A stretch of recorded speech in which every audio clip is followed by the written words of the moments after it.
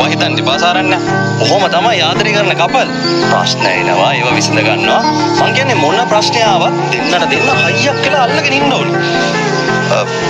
ඊට පස්සේ ඉතින් පොඩ්ඩක් හම්බෙන එකේ සීමාවක් තියාගන්න. අනිත් සේසත් වැඩ හරි ගත්තොත් මට කියන්න. හා.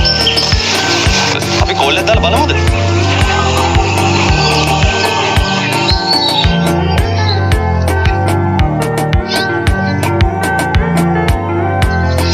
ෆෝන් එක වැඩ නැහැ. තිංගල අලෙක චුම්බ. බය වෙන්න එපා සාරන්න. ඔය දෙන්නට කාගෙන්වත් ප්‍රශ්නයක් වෙන්නේ නැහැ.